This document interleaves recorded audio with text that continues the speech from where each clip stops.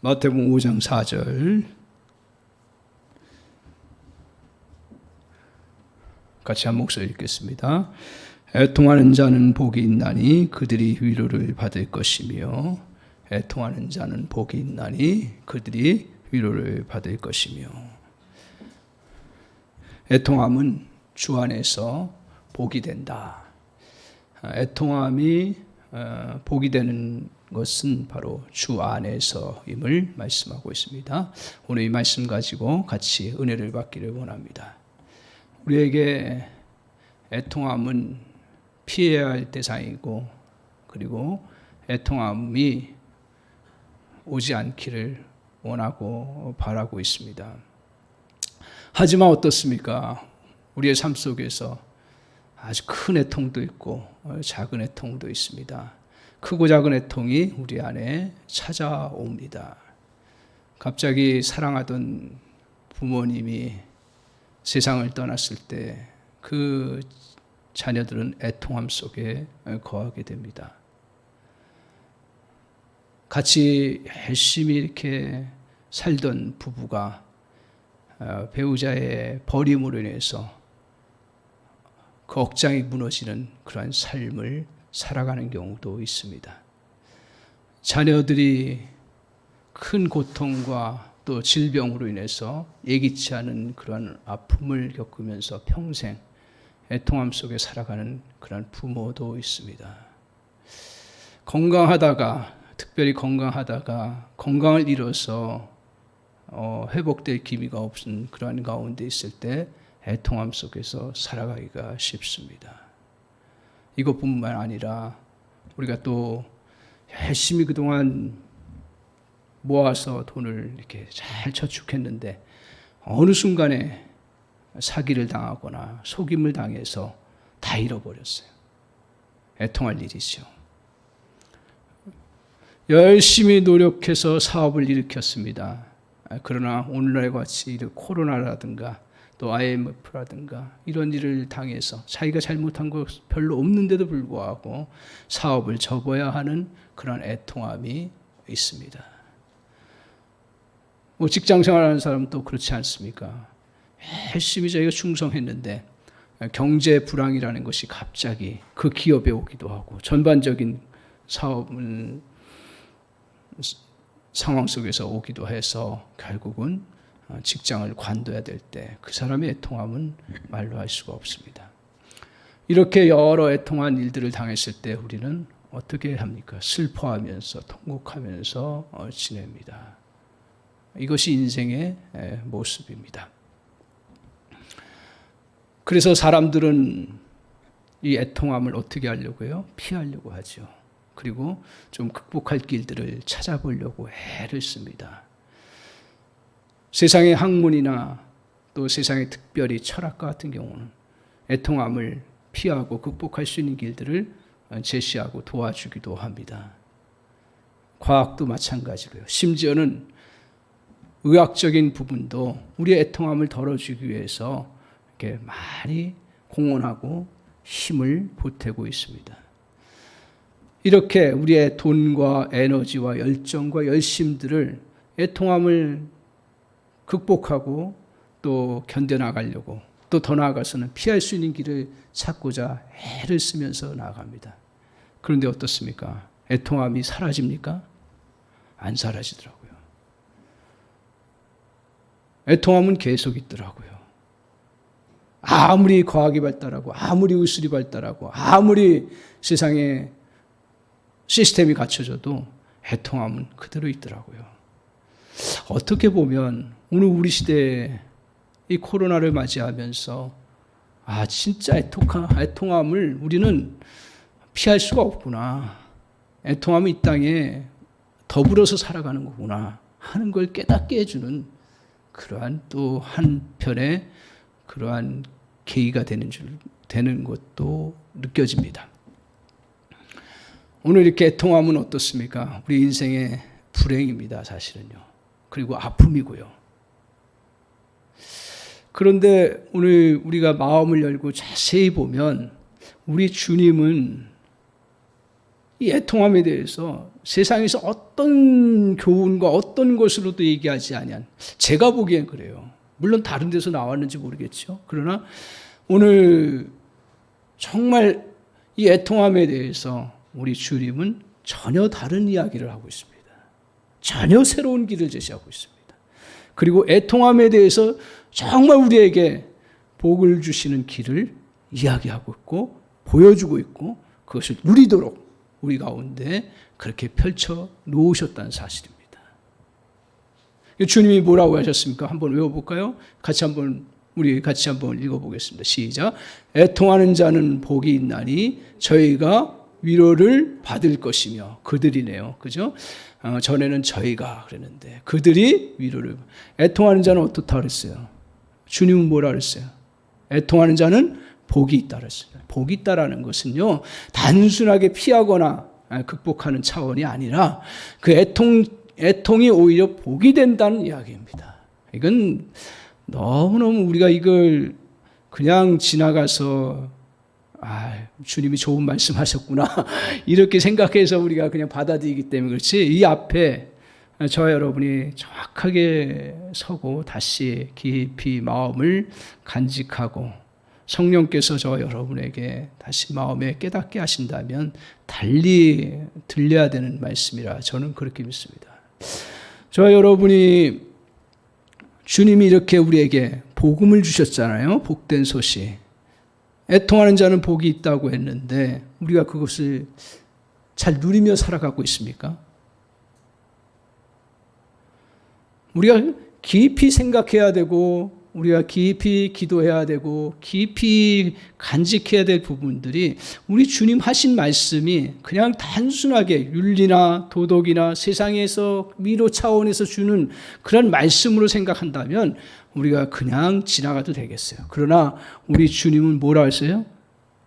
길에 대해서 얘기하는 것이 아니라, 진리에 대해서 얘기한 것이 아니라 길이요 진리요 생명이라고 얘기하고 있습니다. 그렇기 때문에 오늘 주님이 이 말씀하신 것은 단순히 위로가 아니라 우리에게 진정한 위로를 누리는 자로 살아갈 수 있도록 그렇게 주신 말씀이라고 저는 믿습니다.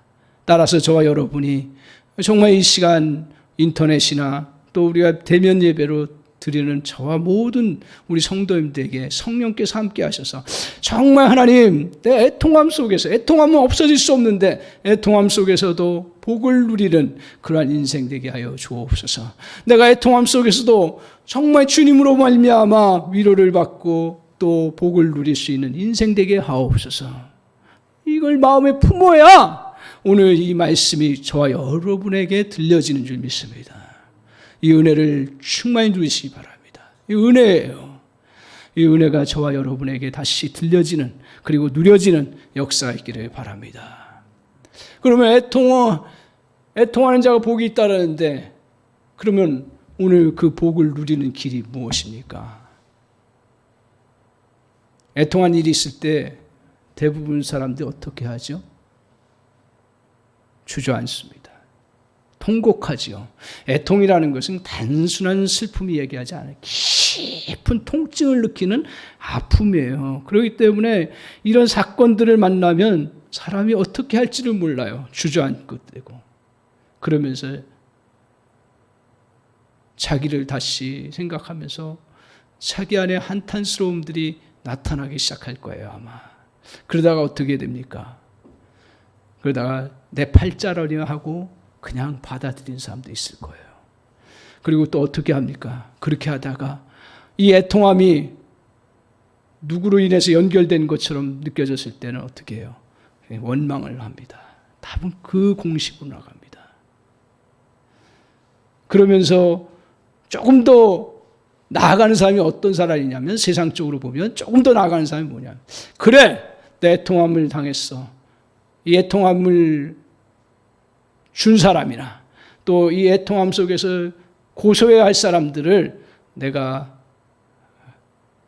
갚게, 그 사람 앞에 떳떳하게 살아가야겠다. 그런 생각을 하면서 오늘 이 애통함 속에서 복수할 기회를, 또 자기의 그러한 자존심을 드러내고 자기가 그걸 어떻게 극복해 나가려고 하는 그런 모습으로 나가는 것이 조금 더 나은 사람의 모습.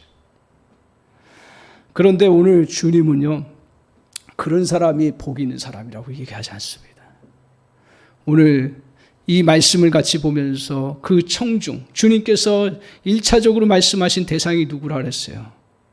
이 사람들, 산상수훈 앞에 모여있는 사람을 좀 우리가 생각하고 바라봐야 돼요. 4장 24절에 말씀하고 있는 것처럼 각색 병든 자, 고통하는 자, 그리고 또 가난한 자, 상처받은 자, 그리고 정말 불쌍한 자들이 다 모인 곳이 이 산상수훈에 모여있는 사람들의 주류라고 얘기하고 있습니다. 물론 겉으로는 신분이 신하일 수도 있고 겉으로는 정말 또 고위직에 있는 사람일 수도 있어요. 그러나 그들 속에서 자녀가 죽을 병에 걸려서 어떻게 해결할 길이 없어서 신음하며 애통하는 그런 모습으로 온 사람. 그러니까 결국 여기 있는 사람들의 공통점이 뭐냐? 제가 보니까 애통하는 사람이라는 거죠. 질병에 걸려서 정말 활동하지도 못하고 더 나아가서는 이게 또 고약하게 전염을 일으키는 질병이어서 다른 가족들도 내치는 그런 사람들 중에 한 사람이에요. 그리고 열심히 남의 밑에 종살이 하면서 노력을 했는데 기운이 없어가지고 이제는 더 이상 더 쓸모없다 해서 버려진 사람일 수도 있어요. 그리고 평생 돈을 모아가지고 열심히 살았는데 어느 순간에 사기당해가지고 다 날려서 오갈 데 없는 그런 사람인지도 모르겠습니다. 여기 온 사람들이 다 어떻게 보면 거의 다가 애통하는 사람이었어요. 그런데 이런 사람들을 향해서 주님이 선포하신 말씀이 뭐예요? 애통하는 자는 뭐가 있다고요? 복이 있다고요. 너희들이 복이 있다라고 이야기를 하고 있습니다. 왜요? 왜 복이 있습니까? 왜? 그들이 애통 속에서, 애통의 그 속에 갇혀있지 않고 거기서 나왔기 때문에 그렇습니다. 많은 사람들이 애통 속에서 나오지를 못해요. 나온다고 하지만 그러나 그 안에 머물러서 평생을 원망하고 평생을 복수심에 불타고 평생을 자기의 운명 탓하면서 살아가는 게 그게 나온 거예요? 안 나온 거예요, 그거는. 그렇죠? 나온 건 뭐예요? 그냥 내 인생 여기서 끝나는 것이 아니라 또한 새로운 희망과 새로운 길이 있다라는 것을 발견하고 그 자리를 차고 나온 사람이 그 사람이 복된 사람이에요. 그 사람이 지식은 별로 없을지 몰라도 그 사람이 뭐 세상적인 신분은 별로 없을지 몰라도 그 사람이 복되다고 주님이 말씀하고 있어요. 더군다나 누구에게 나왔어요? 주님께 나온 거예요. 오늘 이 주님께 나왔다라는 것은 이미 구약부터 예언하셨어요. 뭐라고 말씀하셨냐면 이사야서 57장 12절에 말씀하고 있습니다. 위로자는 나다라고 얘기하고 있습니다. 하나님이라고 말씀하셨어요. 이미 구약시대부터 진정한 위로자는 주님이시라고 했어요. 그 주님이 육신을 입고 이 땅에 오셨단 말입니다. 그 육신을 입고 오신 주님을 너희가 이제 애통 속에서 나와서 바라보고 그 앞에 왔기 때문에 너희는 어떻다고요? 복된 자라고 이야기하고 있어요. 여기 다 가난하고 병들고 정말 애통하는 사람들이 다 복을 받은 자예요? 아니에요. 거기 산상수훈 그 대상만 놓고도 볼 때 수많은 사람들이 있을 거예요. 병든 사람도 있고 가난한 사람도 있고 또 실패해가지고 저주가스러운 삶을 사는 사람도 있을 거예요. 그러나 그 사람들이 다 나온 게 아니에요. 누가 행복한 사람이에요? 나온 너희들이 행복하다고 이야기하고 있습니다. 근데 나오지 못한 이유가 뭘까요? 소식을 못 들어서도 나오지 못할 수가 있어요. 그러나 대부분 거기에 예루살렘이나 예수님이 계신 곳에 그곳에는 다 소문이 다 들렸을 거예요. 주님이 어떤 분이라는 거. 그럼에도 왜 나오지 못했을까요? 여러 가지가 있을 수 있습니다. 이 애통 속 애통에 빠져 애통의 삶을 살아갈 수밖에 없는 삶이지만 거기 나오는 건 쉽지가 않아요. 굉장히 어렵습니다. 왜요? 자존심이 있을 수 있고요. 그리고 자기 실패를 감추려고 하는 부분도 있고, 그리고 또 맡기고 나아갈 수 있는 그런 믿음이 부족하기 때문에 나오지 못하는 거예요. 주님이 그런 분이라는 소문은 들었지만 그걸 믿고 맡기고 나아가지를 못하는 그러한 모습을 가질 때가 있습니다. 이게 다 장벽이에요. 장벽이 뭐 이렇게 쌓아놔야 장벽이에요. 심리적, 마음적, 자기의 환경적, 생각의 그러한 부분에 있어서 주님 앞에 나오지 못하는 부분입니다. 오늘 이것을 이 애통하는 사람이 나오는 그 길을 잘 비유로 보여주신 사건이 있습니다. 그게 누구냐면 탕자 아시죠? 탕자는 너무 많이 들어서 다 일반 사람도 다 알 거예요. 아마 인터넷으로 혹시 교회 오래 안 다녔어도 또 잘 몰라도 탕자하면 다 알 거예요. 그 스토리가 우리 알잖아요. 아빠, 아버지 나에게 재산 좀 주세요. 내게 나눠줄 재산 내가 가지고 4배, 5배 불려서 내가 이렇게 사업을 해가지고 돌아오겠습니다. 아니다야, 아직은 때가 아니다. 그리고 너 부모 밑에서 잘 지금 지내라 하는 그러한 아버지의 손을 뿌리치고 어떻게 했습니까? 딱 나왔어요. 얼마나 좋아요? 자기 마음껏 살 수 있는 거예요. 그렇다고 이 사람이 사업을 하나요? 다 속지요. 사람들이 어때요? 돈 있을 때는 사람 다 같이 함께 해요. 그게 속성이에요. 어쩔 수 없는 거예요. 그래서 같이 즐겁게 놀고 즐겁게 생활하고 막 하다 보니까 돈이라는 건 어떻게 돼요? 다 사라지게 돼 있죠. 그렇게 쓰는데 돈이 사라지죠.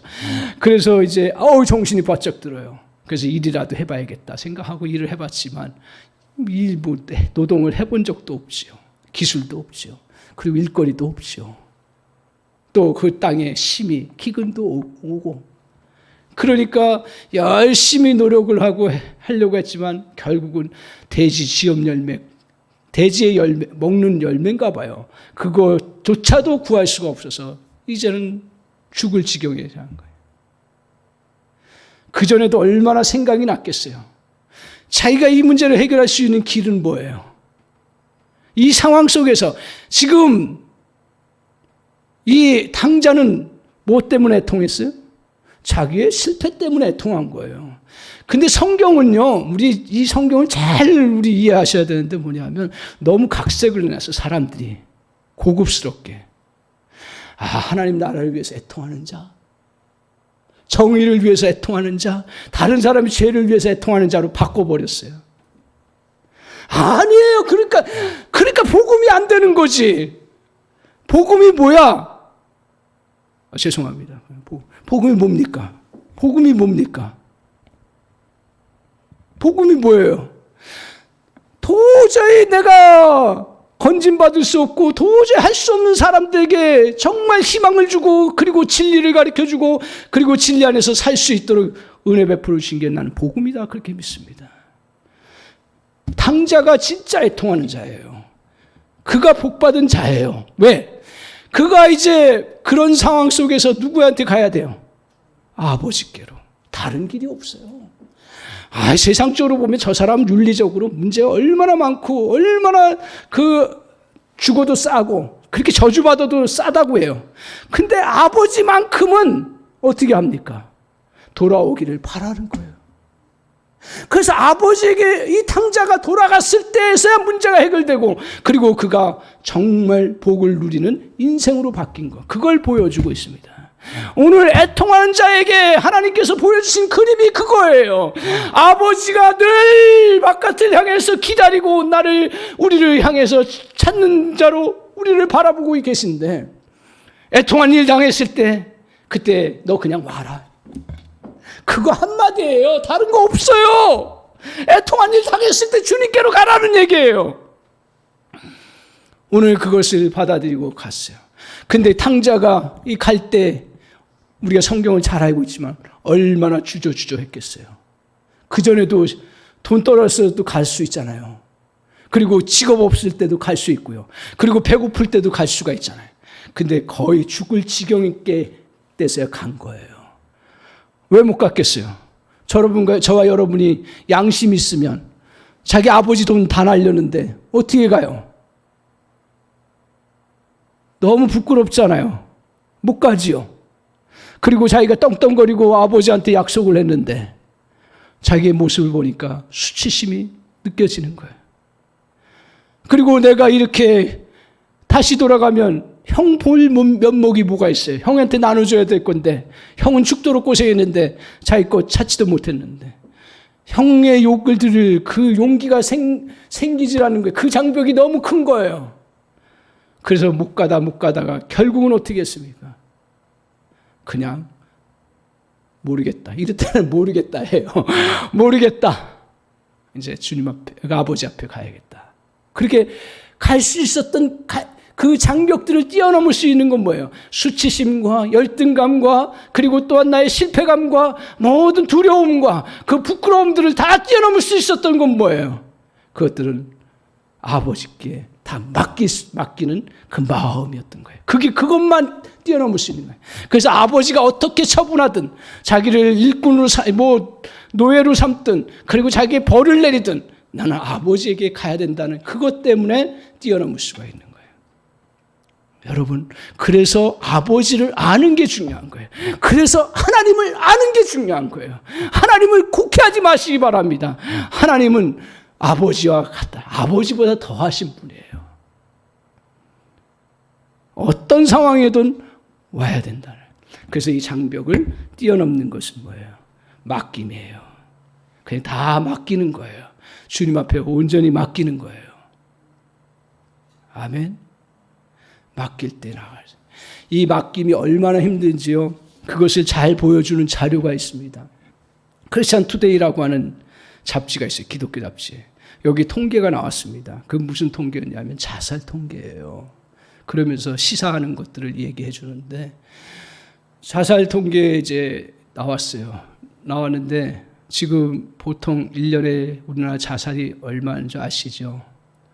제가 알고 있기로는 12,000, 13,000이에요. 코로나 전이에요. 지금은 통계가 모르겠어요. 잘 살펴보지만 지금은 엄청 더 많아요. 제가 분명히 말해요. 코로나 죽은 사람 몇 명이에요? 500명도 안 될 거예요. 잘 보세요. 왜 그건 다루지 않아요? 왜 그것은 조치를 취하지 않아요? 어떻든 그 더 심각해요. 사실은요. 거의 13,000명이라고 하는데 거기에 딸린 그 고통당하고 힘들어하는 사람들까지 다 지금 수십만 수백만일 거예요. 많은 사람들이에요. 그런데 거기에 아주 이상한 자료 그 통계가 나와 있습니다. 뭐냐면 저도 예상을 깼는데 뭐냐면 40대 50대의 그 자살률이 어떤가 하는 거예요. 저는 그전에 20대 여성들이나 30대 여성들이 자살률이 많다고 생각했는데 그 통계에 의하면 40대에서 50대의 남성들의 자살률이 그 나이 또래 여성의 40대 50대의 나이 또래 3.6배가 된다 그래요. 왜 그런가? 그걸 분석한 게 더 저에게 와닿았어요. 뭐냐 하면 이 사람들은 어떤 사람일까요? 40대 50대 자살한 사람들. 물론 개판 치고 사는 사람도 있긴 안 그래요. 자살하는 사람들 그렇게 그런 사람들이 자살하지 않아요. 대부분 열심히 살다가 사업하다가 한순간에 자기가 잘못하려는데 날아가 버렸네. 열심히 소상공인들 열심히 안 해요. 나 보니까 음식점 보니까 아침부터 저녁까지 여기 보니까 얼마나 열심히 하는지 몰라요. 근데 경제 상황이 딱 터져 보니까 자기가 아무리 잘해도 안 되는 거 아니에요. 이때 자기 거 다 날라갔어요. 그때 어떻게 하겠어요?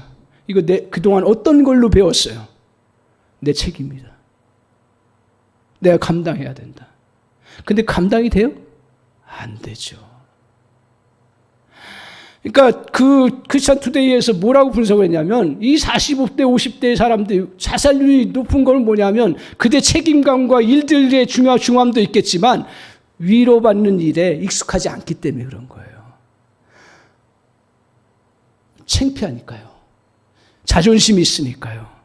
수치심을 느끼니까요. 그리고 이걸 이야기하면 두려우니까요. 내가 이렇게 실패자라고 하는 것이 세상 사람들 앞에 나오는 게 두려운 거예요. 두려운 거야. 그러니까 자기가 해결해 보겠다고 생각하고 결국은 뭐야? 그 목숨을 끊는 거죠. 그러니까 자살률. 그래서 염려하는 게 뭐냐면 이 코로나 시대에 오히려 40대, 50대의 남성들이 더 문제가 클 수 있다는 걸 분석을 내리면서 그 기사를 마무리하고 있는 걸 보게 됩니다. 이렇게 사랑하는 성도 여러분, 맡기는 게 쉬운 것 같아도 어렵습니다. 굉장히 어렵습니다. 여러분, 저와 여러분에게 어떤 애통하는 일들이 있습니까? 물론 큰 애통이 없기를 바랍니다. 그러나 우리는 크고 작은 애통이 저와 여러분에게 찾아옵니다. 그럴 때 어떻게 해요? 그럴 때 그것 세상 사람들처럼 똑같이 같이 고민하고 주저앉고 원망하고 좌절하고 그러면서 한탄하고 삽니까? 좀 더 나가면 복수할 마음으로 살아갑니까? 아니죠. 애통할 일들. 그때 다시 주님 앞에 나아가는 은혜가 있기를 바랍니다. 그 애통에서 벗어나셔야 됩니다. 아멘. 애통에서 나와야 됩니다. 아멘. 애통에서 이겨내야 됩니다. 다른 것으로 이겨내지 못해요. 우리 주님이 주님 앞에 나아가면 주님은 무엇인지 어떻게 할 수 있다라는 것을 믿고 나가야 돼요. 아버지 앞에 나아가듯이. 그러면 저 여러분에게 애통함을 통해서 오히려 복으로 바꿔지는 놀라운 역사가 저 여러분에 이루어지는 줄 믿습니다. 오늘 이렇게 애통함으로 나아갈 때 어떤 복이 있다 그랬어요? 잘 보세요. 한번 외워봅시다. 다시 한번 보세요. 애통하는 자, 시작. 애통하는 자는 복이 있나니 그들이 위로를 받을 것이며. 애통하는 자는 복이 있다 그랬어요. 무슨 복을 누린다 그랬어요? 위로예요. 위로. 이것도 이사야서에 이미 말씀하고 있습니다. 그 이사야서 7장 18절에 이렇게 말하고 있습니다. 내가 너희들을 인도하며 또 그의 슬퍼하는 자들을 오늘 위로를 다시 얻게 할 것이라고 주님께서 이미 구약시대부터 말씀하셨고 역사 속에서 주님이 그 백성들을 위로하시고 격려하시는 은혜를 베풀어 주셨어요. 이거의 최종적인 목표, 그 마지막 지점이 누구세요? 예수 그리스도십니다. 그리스도를 통해서 오늘 위로를 진짜 보여주신다고 말씀하셨어요. 그러면 주님의 위로는 어떤 위로예요? 여러분, 여기서 또 복음을 곡해하지 않기를 바랍니다. 복음을 오해하지 말기를 바랍니다. 우리는 그래 고급스러운 언어로 위로, 그래 평안함 주고, 물론 이건 대단한 거죠. 평안함이. 우리가 세상적으로 정서적으로 안심되고 정서적으로 기분 좋아지고 정서적으로 조금 좀 힘을 얻는 차원, 그걸 위로라고 얘기를 해요. 그렇죠? 보통 그걸 똑같이 오늘 성경에 적용하고 있습니다. 그렇기 때문에 주님 앞에 안 가는 거예요. 주님의 위로는 어때요? 진정한 위로예요. 주님의 위로는 어떤 거예요? 주님의 위로는 절망에서 희망을 보여주시는 위로예요. 주님의 위로는 어떤 거예요? 실패해서 다시 일어서고 다시 할 수 있도록 하시는 힘을 주시는 위로예요. 주님의 위로는 뭐 어떤 거예요? 오늘 우리에게 새로운 힘과 능력을 주시는 위로예요. 주님의 위로는 어떤 위로예요? 죽음에서 생명으로 이끄시는 놀라운 위로예요. 이게 주님의 위로라고 성경은 이야기하고 있습니다. 그렇기 때문에 오늘 주님의 위로가 이렇게 크다라는 것을 우리가 기억하고 붙잡고 살아가야 합니다. 이것을 잘 이제 이 위로의 부분들을 잘 보여주는 것이 구약의 제가 사건들을 보면서 한 사건을 떠올랐습니다. 그 사건은 뭐냐 하면 사울과 다윗의 이야기입니다. 사울은 왕이었어요. 다윗은 뭐였어요? 신하였어요. 오늘 그 나라에 어려움이 왔을 때 다윗이 이제 장관으로 자기의 부하들을 데리고 블레셋과 적군인 블레셋과 싸워서 대승을 이루었습니다. 나라의 위협에서 건져냈습니다. 얼마나 기쁜 일이에요. 근데 인생사가요, 이렇게 기쁜 일이고 좋은 일임에도 불구하고 거기에 애통할 일들이 생긴다라는 거예요. 그러니까 좋은 일이 있다고 해서 애통할 일이 없는 건 아니에요. 애통이라는 것은 꼭 불행한 사건 속에서만 애통이 나오는 게 아니에요. 이렇게 좋은 일인데 백성들이 어떻게 합니까? 너무 좋으니까 다윗이 죽인 자는 만만이요 사울이 죽인 자는 천천히요 라고 이야기를 합니다. 사울에게서는 그 다음부터 느껴지는 게 뭐예요? 내가 왕인데? 내가 죽인 자는 천천밖에 안 되는구나. 그러면서 인기가 다윗을 향해서는 치솟아 올라요. 자기를 향해서는 인기가 내려가고 왕의 권위까지 내려가는 것처럼 느껴지는 거예요. 그러면서 그 인기가 올라가니까 사울에게 있어서 마음이 어떻게, 저 다윗이 나를 배반하고 자기 왕국을 세우는 길밖에 결론이 없겠다 생각을 한 거예요. 사람이 생각이 그렇게 돌아가요. 그러니까 사울에게 있어서도 어떻게 해요? 애통하는 사건이 발생한 거예요. 그게 사울의 인생에 있어서 그게 그에게 가장 치명적인 애통의 상황이 온 거예요. 다른 사람들이 볼 때는 아무것도 아닌데, 그렇잖아요. 근데 그런 애통의 상황이 왔어요. 다윗은 어떻습니까? 이로 인해서 그 다음에 다윗에게도 애통이 찾아온 거죠. 한 사람이 애통이 찾아오면 그 사람 또 상대편도 찾아오게 돼 있어요. 인생사가요. 그러니까 이 땅의 인생사는요, 제약으로 얼룩져 있어서 이렇게 고분고분하지를 않아요. 다 서로 얽혀가지고 죄덩어리 속에서 살아가는 게 우리 인생이에요. 다윗이 어떻습니까? 사울이 시기하고 막 그러니까 이제 하루아침에 자기의 그 장관직을 내려놔야 되고, 그리고 도망가야 되고, 그리고 목숨을 건져야 되고, 더 나아가서는 뭐예요?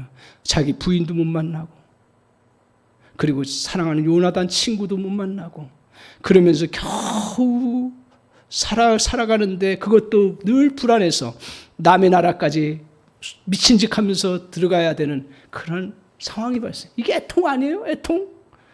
애통의 상황이에요. 그런데 그 똑같은 애통은 겪게 돼 있어요. 그런데 그 상황 속에서 점점 달라지는 거예요. 다윗은 어떻게 돼요? 점점 어떻게 성경의 표현대로 얘기하면 풍성해졌다 그랬어요. 점점 강성해졌다 그랬어요.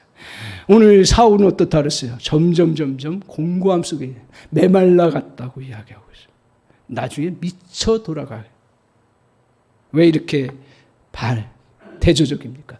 그게 사무엘상 17장에 나와 있습니다. 뭐라고 얘기를 하냐면 사울은 다윗을 주목하였더라 얘기를 하고 있습니다. 그런 어떤 애통적인 상황이 왔을 때 누구를 주목했냐면 다윗을 주목했어요.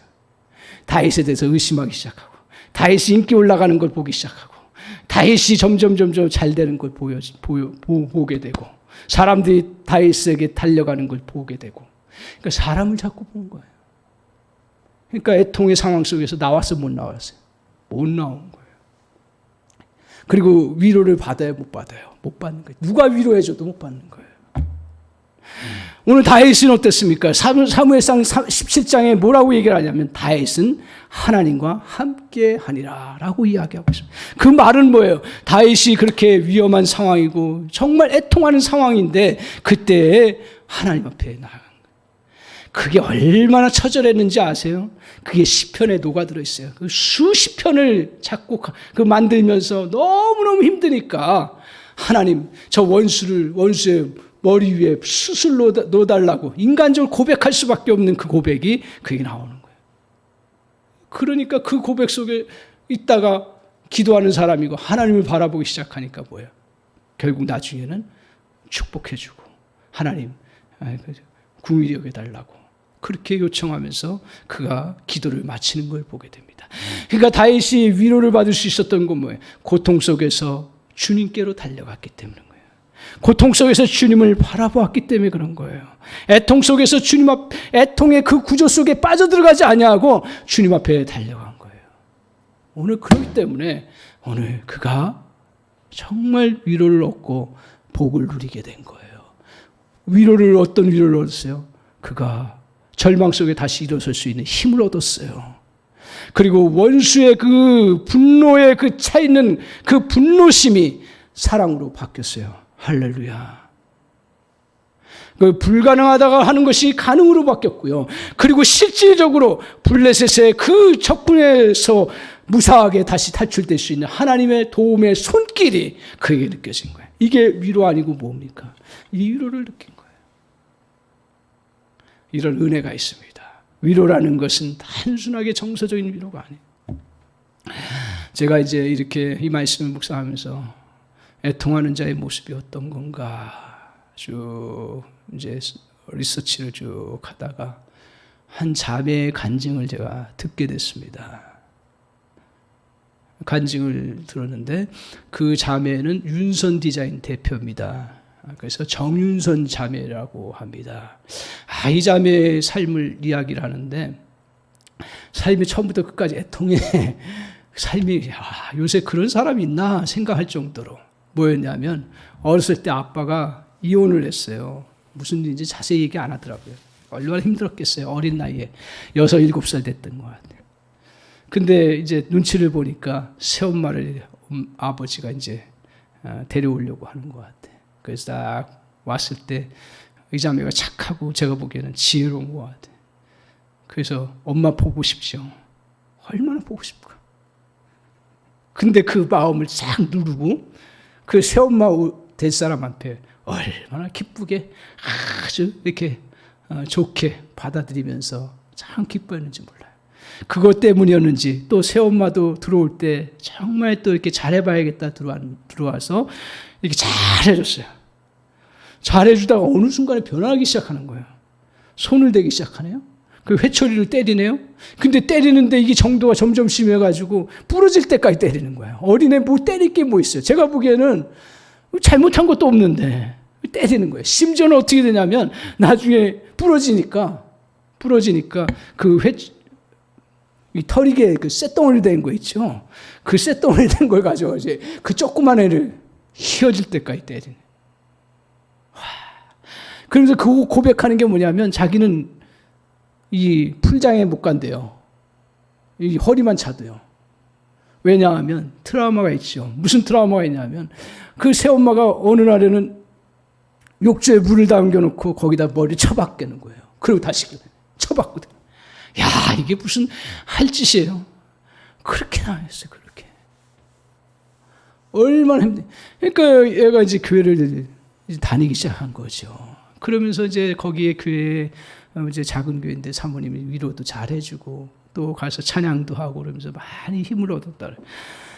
그러면서 이제 쭉 신앙생활 하다가 이제 청소년 시절까지 나름 고생을 많이 하면서 잘 했는데 대학 딱 들어갔을 때 이제 중요한 사건이 하나 있어요. 대학 들어가려고 하니까 아빠가 대학 들어가려면 네 돈으로 가라. 아, 그래? 그럼 내 돈으로 가야 되는구나. 그렇게 생각하고 아르바이트를 하기 시작해요. 열심히 아르바이트. 별거 다 하는 거죠. 뭐 새벽 시장, 뭐 또 심지어는 뭐 그 호프집에 뭐 믿는 사람이 어떻게 거기 가냐 하는데 그 이제 엄마가 하는 거니까 거기 또 들어가서 해야 될 수밖에 없는 거예요. 엄마가 안 하면 또 난리. 그러면서 하면서 이제 이렇게 했던 일도 있습니다. 그래서 돈을 모았어요. 대학 들어갔어요. 얼마나 감사한. 그 모아놓은 돈으로 이제 등록금 다 이렇게 쓰고 그랬어요. 다 떨어졌죠. 이제 1년인가 2년 다니니까. 그래서 이제 다시 이제 아르바이트를 시작하는 거예요. 아르바이트를 뭐 얼마나 힘들겠어요. 또 공부도 해야 되고. 그러면서 별 아르바이트 다 해가지고 500만 원을 모아. 500만 원을 딱 모으고 복학하려고 하는 순간에 새엄마가 뭐라 하냐면 네 아버지 차가 지금 포르쉐, 그때 당시 포르쉐나 뭐 하여튼 좀 신통치 않은 건가 봐요. 근데 이제 그 아버지 형제들과 비교해 보니까 초라하게 보였나 봐요. 그러니까 아버지 차 해줘야 된다. 이게 어떤 돈인데, 내 피 같은 돈인데, 내 공부하고 싶어가지고 그렇게 모은 돈인데 이걸 뺏어가려고 하네.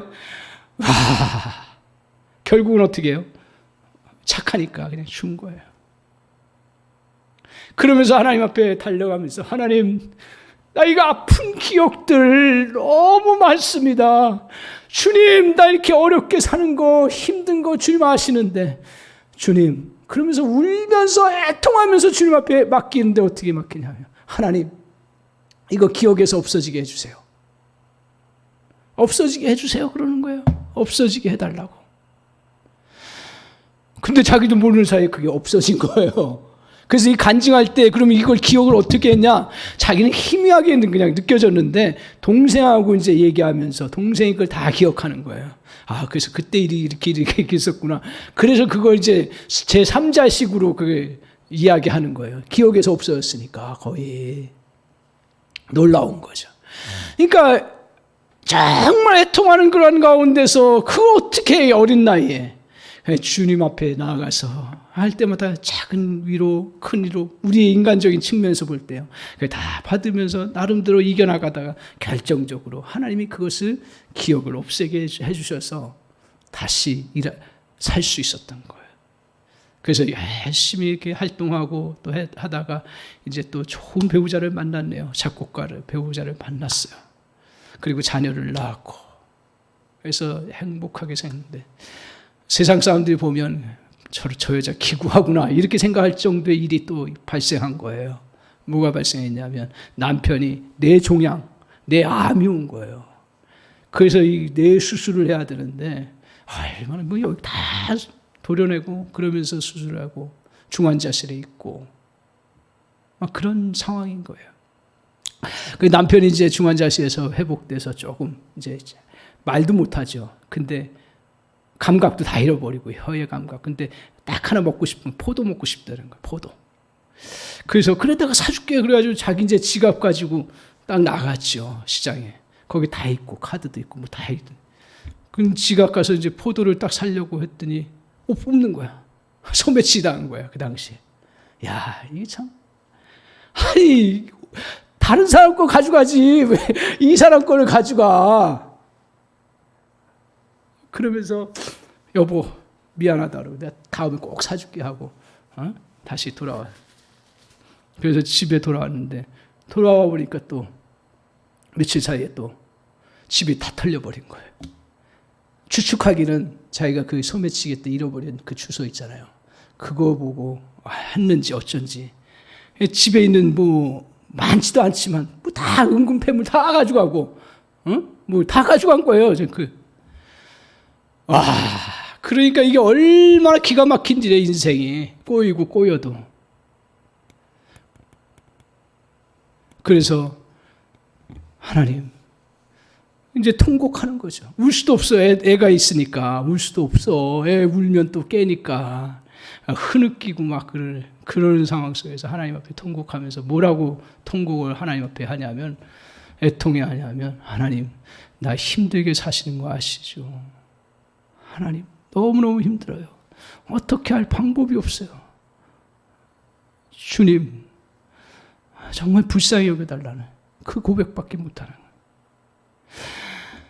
그렇게 했을 때 그 자매의 고백대로 얘기하면 뭐냐면 은혜 얘기 많이 하는데 진짜 은혜가 임한 거예요. 뭐 진짜 가짜가 어디 있겠어요. 근데 자기 피부에 와닿는 은혜가 임한 거예요. 어떤 은혜가 임했냐면 그전에도 자기가 은혜 얼마나 많이 받았겠어요. 근데 진짜 은혜가 임한 게 뭐냐면 눈이 확 바뀐 거예요. 어떻게 바뀌었냐면 아니 나 없다고 했는데 손이 있네? 이렇게 바뀌는 거예요. 발이 있네? 그리고 남편이 뭐 사달라는 거 들을 수 있는 귀가 있네? 자녀 볼 수 있고 그리고 내 자녀가 있네? 살펴보니까 다 있는 거야. 그렇게 하다가 또 어떤 생각이 바뜩 하나님께서 주셨냐면 그거 내 거 아닌데 이거 내 거 아니야. 진흙으로 우리가 만들어졌는데 이거 뭐 내가 한 거 아니잖아요. 그걸 깨닫는 거예요. 그러니까 그 은혜죠. 그게 깊은 은혜예요. 그 깨닫는 게 사실은 결국. 그래서 야 내가 정말 이게 내 거 아닌데 이게 나에게 이렇게 선물로 주셨네 하면서 그 다음에 마음에 딱 들어오는 생각이 뭐냐면 그 자매의 입장에서는 지금 애를 돌봐야지. 얼마 안 되네. 남편 중환자실에 늘 단락가려야 되고 또 이제 회복돼도 또 약값 들어가야 되고 치료비 들어가야지. 살림해야지. 근데 자기가 기술이 있어요? 뭐가 있어요? 그리고 시간이 있어요? 뭐가 있어요? 없어. 그러면서 이제 찾다 어떤 걸 찾았냐면 하나님 앞에 감사하다는 생각이 드니까 그리고 다 좋네 하다 생각하니까 찾는 거지. 그 다음부터 찾는데 새벽에 할 수 있는 일은 하겠다 이거예요. 그래서 거기서 뭘 찾았냐면 컴퓨터로 할 수 있는 일. 안 나가도 되잖아요. 그죠? 그리고 새벽에 애기 뭐 자니까. 그래서 그때부터 이제 디자인 그거 열심히 자기가 대학이 나왔나. 대학 중퇴했잖아요. 대학이 나왔나, 전공을 했나, 뭐 그리고 자기가 관심 있었나, 아무것도 없는 거야. 근데 할 수밖에 없으니까 그것만 찾았으니까. 그래서 이제 디자인 그걸 인터넷으로 강의 열심히 들은 거예요. 인터넷으로 다 길이 있는 거예요. 참 놀라웠죠. 그 강의 들으면서 막 배운 거예요. 그러면서 그걸 이제 막 자기 나름대로 블로그 하고 막 그러면서 이제 디자인을 이제 자기 어느 정도 배워가지고 이제 자기가 정식 디자이너라 하면서 디자인 활동을 하는 거예요. 디자인 활동하면서 이제 수입이 되기 시작한 거예요. 그래서 결국 어떻게 됐냐면 윤선 디자인이라고 해서 디자인 회사. 제가 거기 보니까 한 8명인가 10명이 돼요. 디자인에서 8명, 10명이면 큰 겁니다. 뭐 크다라는 게 문제 아니라 그 기업을 만들었어요. 그래서 정말 그렇게 그가 애통하고 힘들고 인생이 끝이라고 생각했는데 애통할 때 주님 앞에 나가니까 제가 그 간증 들으면서 애통할 때 주님 다 나가니까 그 애통 속에 주님의 위로가 있었던 거죠. 평안이 있었고 그리고 그에게 감사가 생각나게 하시고 그에게 또한 정말 받은 것을 생각나게 하시고 그 할 것을 생각나게 하시고 그리고 그가 열심히 할 수 있는 힘을 주시고 그리고 하다 보니까 은사가 일어나요. 잘했으니까 그게 되는 거지. 잘 안 했으면 되겠어요? 잘하게 돼. 할렐루야. 할렐루야가 나오더라고. 야. 요새도 하나님이 이런 사람 통해서 하나님은 일을 하시는구나. 그런 생각을 하게 됐습니다. 오늘 애통하는 자에게 어떤 게 있다고요? 위로가 있는데 그 위로는 어떻다고요? 진정한 위로라는 사실입니다. 오늘 우리 주님은 우리에게 진정한 위로를 주시기 위해서 진짜 애통하셨습니다. 주님은 죽은 나사로 사랑하는 가족, 주님이 진짜 사랑했어요. 마리아 마르다 얼마나 주님을 따르고 그 가난한 그 3남매, 부모 없는 그 집안의 3남매의 그 집안의 그 자녀들이 주님을 쫓아다니면서 주님을 위해서 헌신하고 주님의 말씀을 듣고 얼마나 예쁘게 보이는지 몰라요. 그런데 그 오빠 나사로가 병에 걸려서 죽게 되는 그런 아픔을 겪게 돼요. 그때 주님께서 무덤 앞에서 심히 통분하셨어요. 왜? 죽음이라는 건 결국 우리가 알다시피 죄로 인한 그 원인이잖아요. 결국은 직접적인 원인 아니도. 그러니까 사망의 권세가 잡아가는 모습을 보면서 주님이 심히 통분하시면서 기도하시면서 나사로를 다시 살리는 그 부활의 영광을 보여주셨어요. 그 가족들에게. 오늘 주님이 진짜 애통하시면서 나아간 사건이 어떠냐. 겟세마네 동산에서 애통하면서 어느 그림에 보니까 우리는 이렇게 무릎을 꿇고 기도했다 그러는데 그림 진짜 리얼하게 잘 그려진 거 완전히 엎어져서 겟세마네 동산에서 기도하시는 그 기도의 모습을 보여주는 건데 저는 그게 더 와닿더라고요.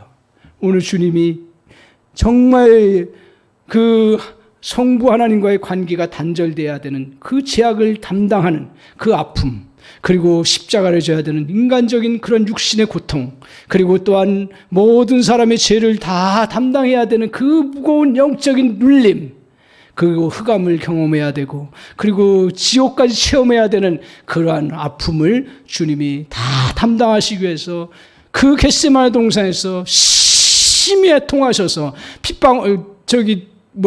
땀방울이 핏방울이 될 정도로 그렇게 고통 가운데서 기도하신 그 애통 그걸 통해서 우리 주님이 모든 사람들의 죄와 허물들을 다 담당하시는 그러한 그 길을 가실 수 있었던 거예요. 주님이 애통했기 때문에.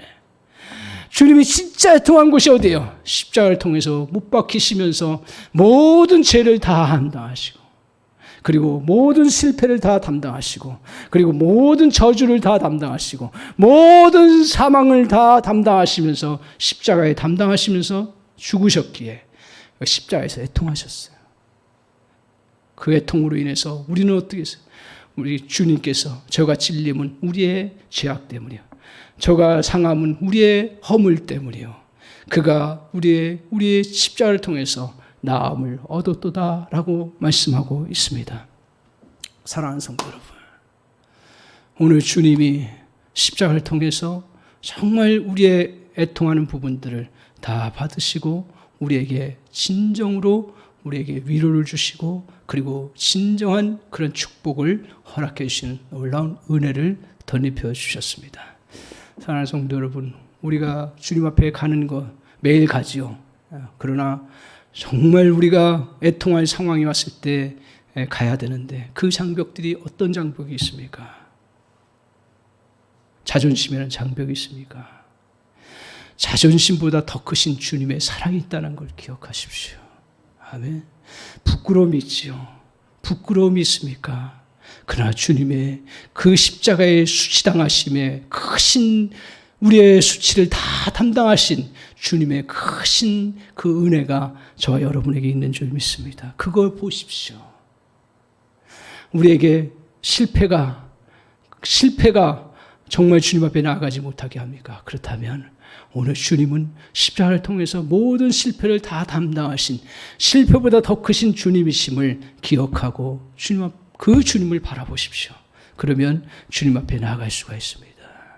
그래서 여러분에게 찾아오는 모든 수치심과 모든 좌절감과 모든 열등감과 모든 우리의 공포와 두려움들을 다 어떻게 하라고요? 오늘 야고보서의 말씀, 베드로전서의 말씀하고 너희 염려를 다 주께 맡기라. 주께서 너희를 이끌어 주시라. 아멘. 오늘 그 은혜를 우리에게 베풀어 주실 줄 믿습니다. 이 사실을 붙잡고 저와 여러분이 애통 속에서 복을 누리고 진정한 위로를 누리는 그러한 복된 인생 되시기를 주님의 이름으로 간절히 축원합니다. 아멘.